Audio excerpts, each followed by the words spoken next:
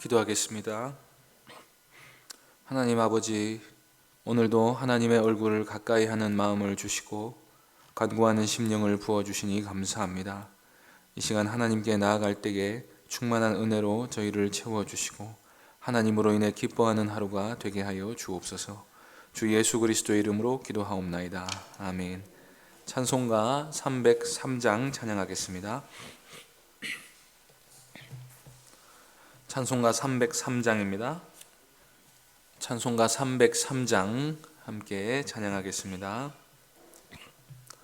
날 위하여 십자가에 중한 고통 받으사 대신 죽은 주 예수의 사랑하신 은혜여 보배로운 피를 흘려 영영 죽을 죄에서 구속함을 받은 우리 어찌 찬양 안 할까. 예수 안에 있는 우리 한량없이 즐겁고 주 성령의 위로함이 마음속에 차도다. 천국 음악 소리 같은 은혜로운 그 말씀 끊임없이 듣는 우리 어찌 찬양 안 할까.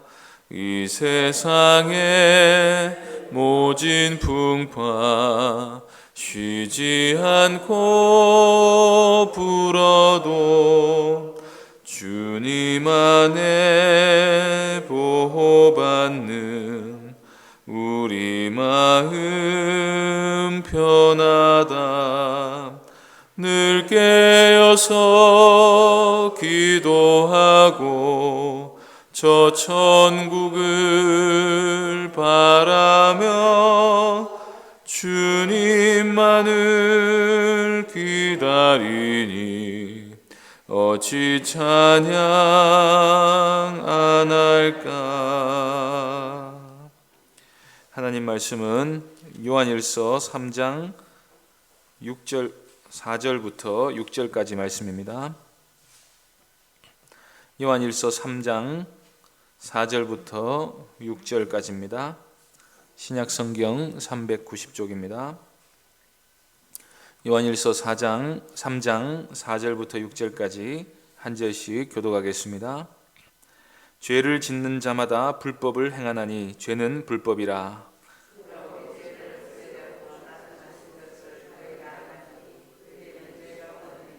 함께 읽겠습니다. 그 안에 거하는 자마다 범죄하지 아니하나니 범죄하는 자마다 그를 보지도 못하였고 그를 알지도 못하였느니라. 아멘. 이 시간 죄는 불법이라는 제목으로 하나님 말씀 전하겠습니다. 사람들은 일반적으로 죄라고 하면 나쁜 짓을 떠올립니다. 나쁜 짓이 무엇입니까? 하지 말아야 할 행동을 한 것이죠. 혹은 나쁜 생각까지도 사람들이 죄라고 말하기도 합니다. 그러면 무엇이 좋은 일인지 나쁜 일인지를 무엇을 기준으로 분별합니까? 크게 두 가지로 볼 수 있는데, 첫째는 내가 사는 사회가 그것을 나쁜 짓이라고 말하면 나쁜 짓이 되는 것이고, 또 하나는 자기 양심에 찔리면 나쁜 행위가 되는 것입니다. 그래서 대체로 우리가 윤리도덕이라고 하면 사회나 자기 자신에게 손가락질 당할 행동을 하지 않고 칭찬받을 행동을 하는 것으로 이해하는 경우가 대부분입니다. 그래서 나온 말이 인간은 만물의 척도다 하는 것입니다. 옳고 그름을 사람을 기준으로 평가하는 것입니다. 사람이 선악을 구분짓는 잣대가 됩니다. 그런데 문제는 이 잣대가 사람마다 조금씩 다 다르다는 데 있습니다. 그래서 어떤 사회에서는 옳은 것이 어떤 사회에서는 죄가 되고 맙니다. 이 문제를 한 사회가 닫혀 있을 때는 잘 인식을 못했는데 세계화가 되면서 과연 절대적으로 옳은 것이 무엇인가 하는 생각이 확산이 되고 있습니다. 다른 나라에서는 그렇게 안 하던데 우리라고 꼭 그렇게 해야 하는 법이 있는가 하는 식으로 잘잘못의 개념도 차츰 변하고 있는 것입니다. 양심이라는 것도 본래 사람이 가지고 태어나는 것이 아니라 단지 어려서부터 사회나 가족에 의해 형성된 개념에 의해서 스스로가 잘잘못을 분별하는 수준에 이른 것이기 때문에 양심의 기능도 사람마다 차이가 난다고 여기게 됩니다. 만일 이것이 사실이라면 사람이 죄를 지었다고 심판하는 일이 불가능하게 됩니다. 그래서 심신미약에 의한 무죄가 인정이 됩니다. 몰라서 그랬다고 하면 죄를 경감해 줍니다. 어려서 불우한 인생을 살았고 부모로부터 제대로 된 교육을 받지 못했다고 하면 그만 형을 낮추어 줍니다. 어차피 우리끼리 합의하에 정해놓은 규칙에 따라서 잘잘못을 평가하는 일이기 때문에 절대적으로 무언가가 옳다고 말할 수 없는 것입니다. 상황에 따라 바뀔 수 있고 사회에 따라 다를 수 있고 시대가 지나면 또 어떻게 될지 모르는 일입니다. 그래서 극단적으로는 사람들은 이 사람에게 살인은 생존을 위한 본능이기 때문에 그것 자체가 옳다 그르다 말할 수는 없다고 합니다. 살인이 나쁘다는 개념은 사회가 유지되기 위해서 나중에 만든 개념이라고 합니다. 진화론에 의하면 처음 만들어진 이 생명체들은 다른 생명체를 잡아먹어야 생존할 수 있었기 때문에 거기에는 어떤 선악이라는 개념이 없었다고 합니다. 그저 생존 본능에 따라 움직였을 뿐입니다. 그러면 인간이 좀 진화했다 해서 처음부터 없었던 그 개념이 나중에 지나고 나서 사람에게 구속력이 있는가? 결코 그렇지 않다는 것입니다. 모든 생명체는 본래 이기적인 존재이기 때문에 그것 자체를 나쁘다고 말할 수 없다는 것입니다. 단지 지금은 그보다 더 나은 생존법을 찾았기 때문에 살인이 나쁜 일이 된 것이지 그것 자체가 본래부터 악이었다라고 말할 수 있는 근거가 없다고 합니다. 하나님을 떠나면 사람이 이렇게 말도 안 되고 이해도 안 되는 이론을 내어놓습니다. 성경은 죄가 무엇인지를 그렇게 복잡하고 어렵게 말하지 않습니다. 사도 요한은 한마디로 말해서 죄는 불법이라고 말합니다. 죄를 짓는 자는 법을 어기고 있는 것입니다. 법이 있기 때문에 범법도 있는 것입니다. 죄가 불법이라고 하는 말은 죄는 법 없이는 존재하지 않는다는 것입니다. 하나님이 계시고 하나님이 내신 법이 있기 때문에 죄가 존재합니다. 죄는 법이 없으면 기능하지 않습니다. 선이 없으면 악도 없는 것입니다. 기준이 있어야 기준을 깨뜨릴 수 있는 것입니다. 야구 경기를 하면서 스트라이크 존을 정하지 않았는데 볼 판정을 할 수가 없습니다. 파울 라인을 긋지 않으면 무엇이 파울인지 말할 수 없습니다. 아무 기준이 없으면 무엇이 죄인지 절대로 말할 수가 없게 되어 있는 것입니다. 그래서 죄와 악이라는 것은 사실 실체가 없습니다. 하나님이 무엇을 하라 그러면 무조건 하지 않겠다고 하는 것이 바로 죄일 뿐이지 죄 자체로는 아무런 존재의 의미가 없는 것입니다. 그래서 절대자 하나님이 없으면 죄라고 하는 게 있을 수가 없게 되어 있습니다. 하나님이 선하신 하나님의 뜻대로 잘 흘러가면 그게 의고 법이고 선인 것이고 본래 있는 하나님의 뜻을 자꾸 어기는 쪽으로 가면 그게 죄이고 파괴하는 이 악이 되는 것입니다. 그래서 죄란 한마디로 말하면 하나님이 내신 법을 어기는 것이다 라고 정의할 수 있습니다. 이에 따라서 우리 소요리 문답에서는 죄가 무엇인가 라는 질문에 죄란 하나님의 법을 조금이라도 부족하게 지키거나 그 법을 어기는 것입니다 라고 대답을 합니다. 절대적인 기준이 있고 사람은 그 기준에 따라 사는 것이 선한 것이다 라고 하나님이 정해놓으셨습니다. 그리고 그 법을 새긴 양심을 하나님이 각 사람의 영혼에 심으셨습니다. 이것으로 사람을 심판하는 것입니다. 이 심판으로 인해 각 사람은 아주 큰 곤경에 처하게 되었습니다. 왜냐하면 하나님의 이 절대적인 기준을 만족시키며 사는 사람이 아무도 없기 때문입니다. 아무라도 하나님의 심판을 피할 수가 없게 되었습니다.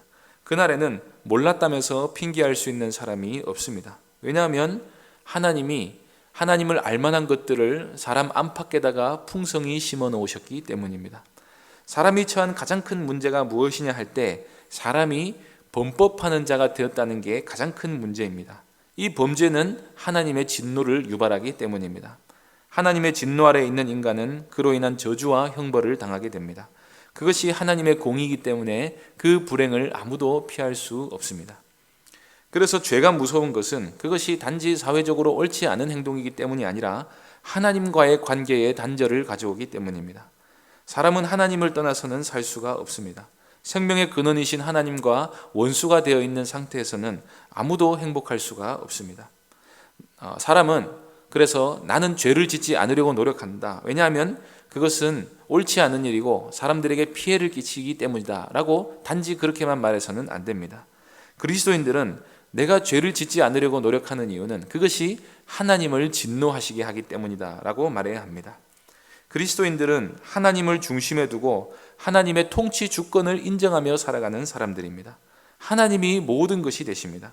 그 하나님이 금하신 것은 인간이 보기에 옳은 것이라도 잘못된 것입니다. 죄란 내가 기준이 되어서 옳고 그름을 판단하는 것이 아니라 하나님을 기준으로 삼고 하나님을 떠난 모든 것을 죄라고 말하는 것입니다. 그래서 헬라어로 죄라는 말을 하마르티아라고 하는데 이는 화살이 관역에서 벗어난 것을 뜻하는 말입니다. 여기서 달까지 일직선을 긋고 달까지 곧바로 간다고 할 때에 각도가 조금이라도 벗어나면 달에 도달하지 못하고 크게 벗어나 버리고 맙니다. 우리가 하나님이 제시하신 기준을 그대로 따르지 않고 조금이라도 각도를 틀어버리면 거룩이라는 관역을 결코 맞출 수가 없는 것입니다. 여기서 사람이 높이 계신 하나님께 가까이 나아가려면 완전해야 한다 하는 사실을 우리가 생각해 볼 수 있습니다. 때문에 예수님께서는 다른 무엇보다도 죄의 문제를 해결하기 위해서 이 땅에 오신 것입니다. 마태복음 1장 21절에서는 아들을 낳으리니 이름을 예수라 하라. 이는 그가 자기 백성을 그들의 죄에서 구원할 자이심이라 하니라. 초림하신 메시아는 로마의 압제로부터 우리를 구원하십니까? 우리를 가난으로부터 구원하십니까? 우리를 질병으로부터 구원하십니까? 그 무엇보다도 먼저 죄로부터 우리를 구원하시기 위해 오신 것입니다. 그래서 사도 요한은 5절 말씀에서 그가 우리 죄를 없애려고 나타나셨다고 말씀합니다.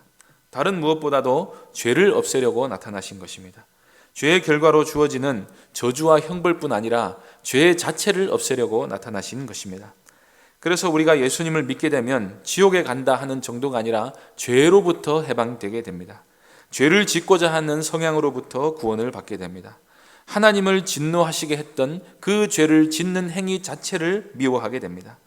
그리고 하나님이 기뻐하시는 선을 행하려고 하게 됩니다. 우리가 죄를 짓는 것은 속에 죄성이 있기 때문입니다. 그 죄성 자체를 우리 안에서 제거하십니다. 일평생 사는 동안 우리를 점점 더 거룩하고 완전한 모습으로 만들어 나가는 것이 예수님의 구원이십니다. 그래서 사도 요한은 6절 말씀에서 그 안에 거하는 자마다 범죄하지 않는다고 담대히 말씀합니다. 구원받아 하나님의 자녀가 되어서 하나님 안에 살게 된 사람은 죄로부터 구원받았기 때문에 범죄하지 않습니다. 복음은 예수를 믿으면 어떤 죄를 지어도 용서받습니다 하는 얄팍한 정도의 내용을 담고 있는 것이 아닙니다. 복음은 예수님이 우리 죄 자체를 없애신다 하는 것입니다. 우리 안에 있는 죄성을 실제로 제거하십니다. 죄를 짓지 않는 사람으로 만들어 가십니다.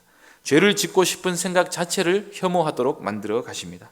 말하자면 하나님을 닮는 사람으로 변화시켜 가시는 것입니다. 하나님의 얼굴을 날마다 배웠기 때문에 하나님의 거룩하심을 닮아가는 사람으로 변화시켜 주시는 것입니다. 그러면 그리스도인들은 정말로 범죄하지 않는가? 그렇지 않지요. 우리는 날마다 범죄합니다. 예수 믿고 새 사람이 되었어도 매일같이 지옥 가기에 충분할 만한 죄악을 짓습니다. 십계명에 비추어 보았을 때 하나님의 법을 늘 어기고 살아가는 게 우리의 모습입니다. 그런데 사도 요한은 어째서 하나님의 자녀들은 범죄하지 않는다고 말씀합니까? 여기서 범죄라는 말은 계속해서 죄를 짓는 것을 말합니다. 회개하지 않고 회개 없이 같은 죄를 고의적으로 의도적으로 반복적으로 짓는 죄를 그리스도인들은 짓지 않는다는 것입니다. 하나님의 자녀들은 죄로부터 반드시 벗어나게 됩니다. 죄라는 사실을 자각했다면 시간이 얼마나 걸리냐의 문제지 반드시 그 죄로부터 돌이키게 된다는 것입니다. 회개가 돌이키는 것이 아닙니까? 그리스도인들은 참된 회개를 하는 사람들이기 때문에 반드시 죄로부터 돌이킨다는 것입니다. 그래서 믿는 사람들은 죄로 인해서 연약해서 자주 넘어질 수는 있어도 언젠가 반드시 승리하게 됩니다. 그래서 그리스도인들이 어떤 특정한 죄에 빠지면 계속해서 거기에 머물러 있지 못합니다. 도박에 빠졌다면 언젠가 끊게 됩니다. 누군가를 미워하고 있으면 그 미움을 반드시 끊어내게 됩니다. 성령께서 역사하시고 그런 죄를 품고 있으면 무엇보다도 본인이 가장 괴로워하게 됩니다. 그리고 하나님의 부재로 인해서 너무나 괴로워하게 됩니다. 하나님과의 교통에 제한되었다는 사실 때문에 그것 때문에라도 견디지 못하고 모든 죄를 버리고 하나님께로 돌아가는 것이 바로 하나님의 자녀인 것입니다. 이것이 그 안에 거하는 자는 범죄하지 않는다 하는 말씀의 의미입니다. 로마 가톨릭에서는 세례를 받고 큰 죄를 지으면 고해성사를 하고 큰 죄를 지으면 칭의를 상실한다고 가르칩니다. 그런데 보속을 하면 이 칭의를 회복할 수가 있습니다. 고해성사를 하고 선행을 하면 됩니다. 그러면 사람 마음이 어차피 보속하면 되니까 죄에서 헤어나오려는 노력보다는 죄를 짓고 싶으면 짓고 그 다음엔 후회되면 다시 보속하고 하는 수준밖에 되지 않습니다. 구원파 중에는 예수 믿으면 어떤 죄를 지어도 이미 칭의를 얻었기 때문에 아무 문제 없다고 하는 교리가 있습니다.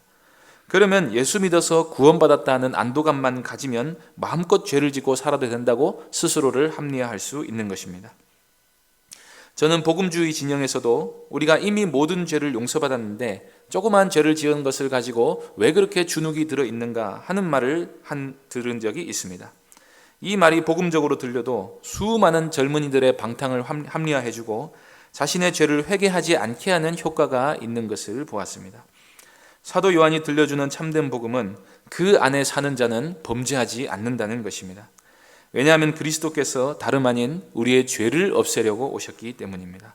이 복음 안에 거하는 하나님의 자녀답게 날마다 하나님의 뜻을 따라서 힘써 살아가기를 힘쓰는 귀한 성도님들 되시기를 바랍니다. 기도하겠습니다. 아버지 하나님, 우리 죄를 없애시려고 그리스도께서 오신 줄로 믿습니다.